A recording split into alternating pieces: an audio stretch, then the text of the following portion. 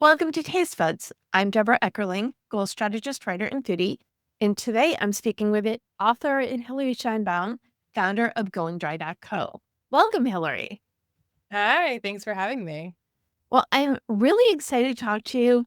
I am beyond sober curious. You have quite an interesting niche. So can you just tell people a little bit more about you and what Going Dry Co is?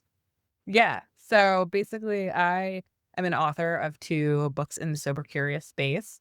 One is called The Dry Challenge, and the other one is called Going Dry. It's a workbook.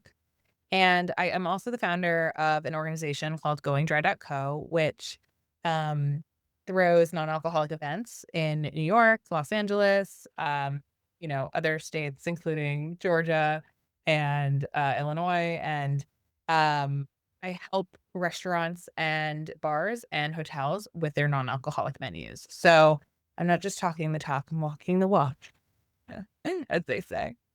Well, that is quite a niche. So, how did you become the going dry girl, as it were? On it was a complete accident. I actually, started my journalism career on the red carpet as an entertainment reporter, and I was going to a lot of after parties with alcohol, and I was also, writing about, wine, beer, and spirits for a number of publications, including USA Today and Eater and AM New York, which is, local to the, New York City metropolitan area.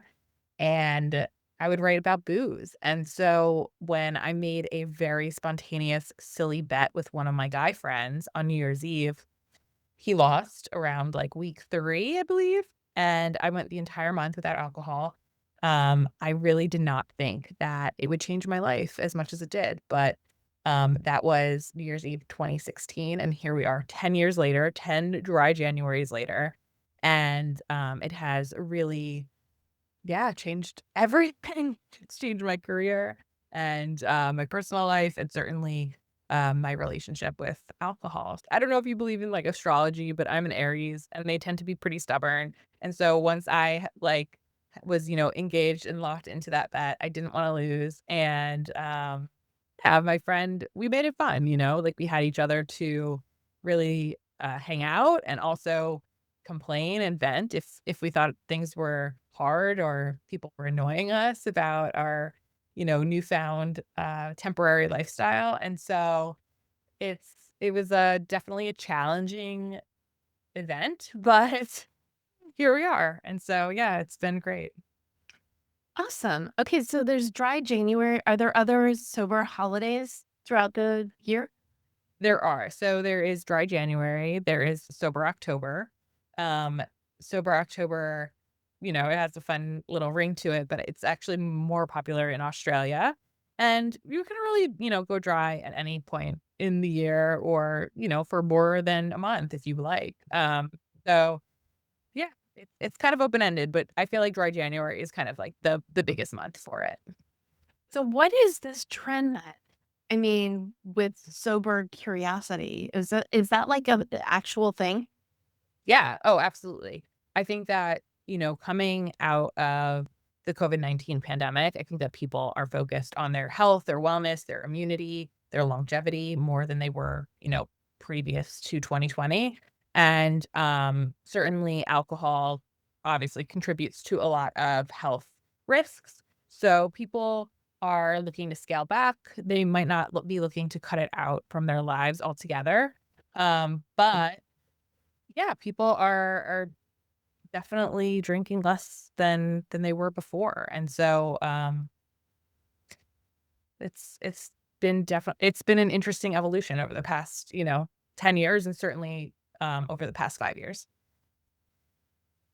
And your work with hotels and restaurants is basically they want to throw fun events without alcohol, and they're like, okay, we're calling Hillary. Is that how that So goes? so with a lot of, hotels, like, I've worked with the Four Seasons in Jackson Hole, Le Méridien in Salt Lake City, and I essentially work with the beverage directors and bartenders to curate menus so that people who are coming to the hotels and the bars there and the restaurants can enjoy themselves, whether they drink or they don't. and they can order, sophisticated beverages that are not just, juices mixed together. They're really crafted with experience and expertise, and yeah, they're just really well balanced drinks. In terms of events, I typically will throw events like, in different cities that introduce communities and, sometimes media and sometimes influencers to non-alcoholic beverages like non-alcoholic wines, non-alcoholic beers, non-alcoholic spirits, so that people can become, exposed to these options and know that they're out there. So, for example, um, I've done, cycling events, indoor cycling, where we'll go and have a workout and we'll, bond over an experience that has nothing to do with booze, and then we'll drink non-alcoholic beverages afterwards as a refresher. And so it's a really nice experience to be able to network with people and bond with people over something that isn't alcohol. I just had this flashback. So I did ballroom dancing for fun in college, and you Okay. couldn't drink and dance because you drink in this venue, you fall down. So I Yeah. figure that's an example of one good activity where you're better off being sober. What are some other good in cycling? Yep. What are other fun bonding activities that are made better sans alcohol? Yeah, I definitely think anything that is going to make you sweat is probably better without alcohol. So I've had, some events at Barry's Boot Camp, which is, a hit studio fitness class. And I've done ones in group settings like with saunas. There's a place called Othership in New York City that obviously we had very nice rehydrating smoothies from Smoothie King afterwards. And so those are things that typically, if you're drinking, you're probably not going to perform your best, both on a treadmill and in a sauna. It might be a little bit more uncomfortable.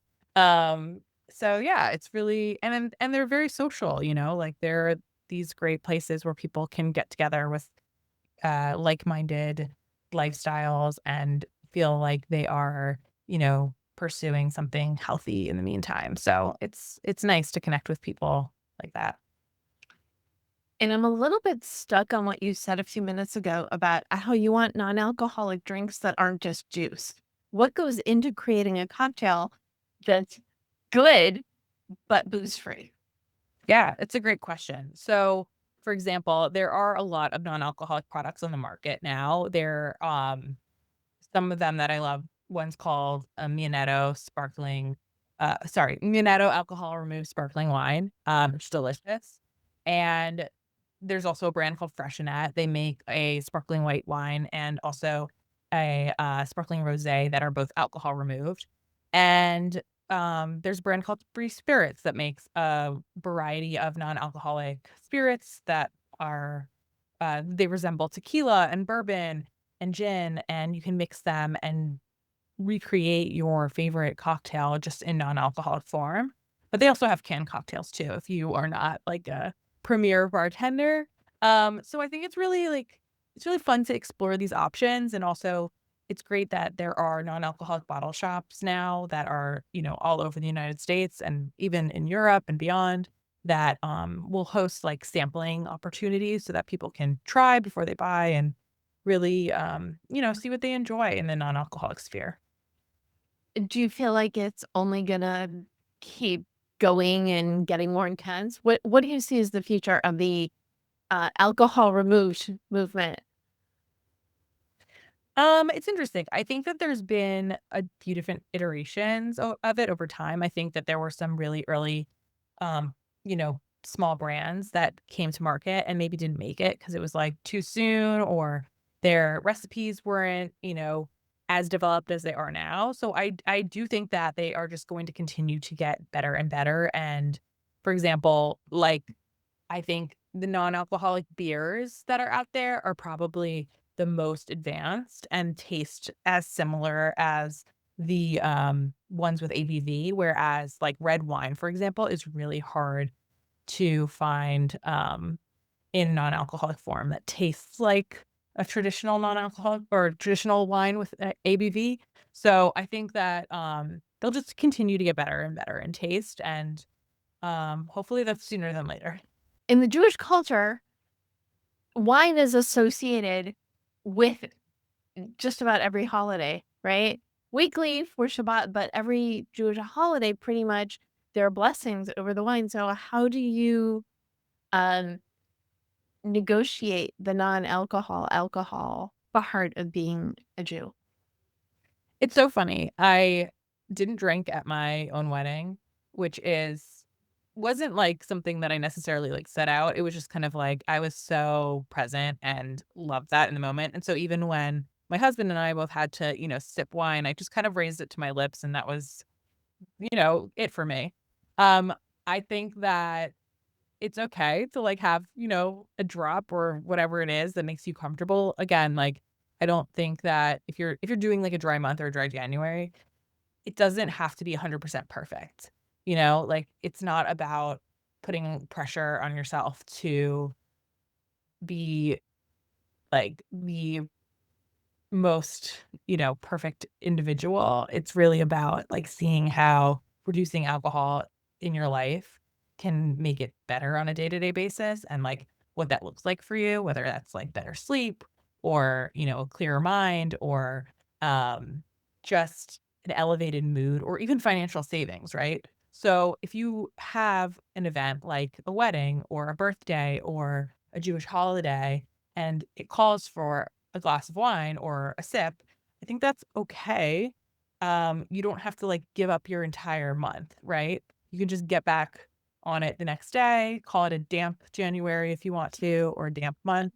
But That but I do think that it is important to have alternatives that so that if you are, somebody who wants to enjoy a glass of wine, but you don't want a buzz, you can still drink that and, you know, celebrate and have the same experiences. So yeah, and I think you already answered this, but I really wanna put the fine point on it. What are the advantages to going dry? there are so many advantages to going dry. I think for me, the biggest advantage is better sleep. I am a not so great sleeper. I was even worse sleeper when I, first embarked on a dry January and I didn't realize it was because alcohol was, waking me up in the middle of the night or causing, just sleep disrupt like, it was just bad, but it's so much better now. So, I think improved sleep, sometimes people will lose weight, which is great if that's, your goal. I would say financial savings because cocktails and wine are very expensive. Definitely, like, it yeah, it's just, like, there's just so much. It just depends on, like, what your lifestyle is, where your starting point is, but certainly, yeah, even, like, your skin will be, like, potentially more glowier because, obviously, alcohol dehydrates you, and so when you're not consuming, the substance that is making you dehydrated, then your skin is able to be more hydrated and less dry. So, there are just so many benefits. And what are your top recommendations for those who want to, test out, lean into their sober curiosity? Totally. So like I mentioned, definitely be kind to yourself. If you have, one drink, don't think that all is lost because alcohol is so prevalent in our day-to-day lives, whether it's, holidays or birthdays or weddings, so any celebration. Certainly when you're mourning, it's part of like funerals, it's part of, if you have a breakup or you lose a job, people go and they drink. And it's also part of just like culture, like dating is usually about, grabbing a drink for like a first date and certainly like sporting events and get-togethers and networking. So just number one, like be easy on yourself. It's not easy to give up alcohol. Um, and I would say another one is like recruit a friend. I think there's strength in numbers. It's really great to have somebody who's also experiencing the same feelings as you are, whether that is like frustration or feeling like left out, maybe. But like it's also great to have somebody who you can make plans with that doesn't involve booze.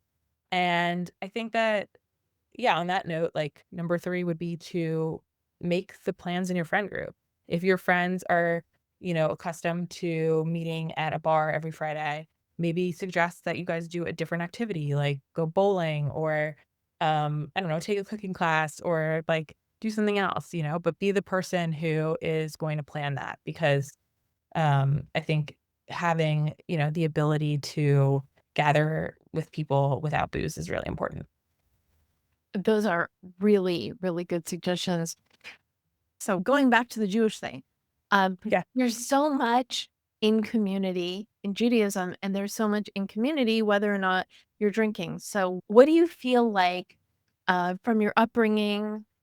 How has your Jewishness really helped you lean into what you're doing now? That's a great question.